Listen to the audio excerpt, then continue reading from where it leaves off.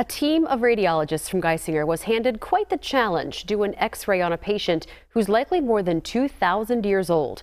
It was all to uncover information about the mummy that's been in storage in Scranton for decades.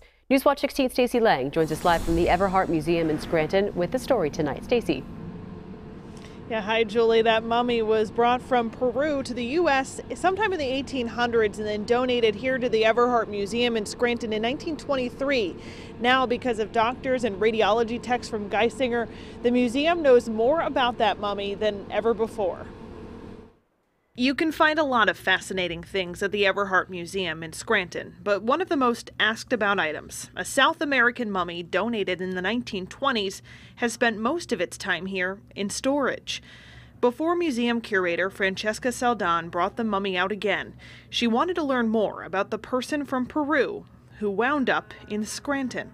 The mummy that is here at the Everhart is always asked about by people who come to visit the museum. It was on display a while ago, and so I think a lot of people would really like to see something that they've seen in the past. So that's kind of what got us looking into our records that we have, and we don't really have too much information. The Everhart Museum didn't have to go far to find answers about the mummy. They took it right across the street to Geisinger Community Medical Center. The Everhart called on the Geisinger Radiology Department, who welcomed the unusual patient, the mummy enclosed in a glass case that museum staff built in the 1950s. And so for us, in radiology, we see x-rays every day, but not of a 2,000-year-old individual. So that was a fascinating thing, and the technologists were really excited to do this. Dr. Scott SAUERWINE and his team confirmed some theories and debunked others. The X-ray images make doctors believe the mummy is male and in his late teens. He may have had a calcium deficiency and was missing some of his toes.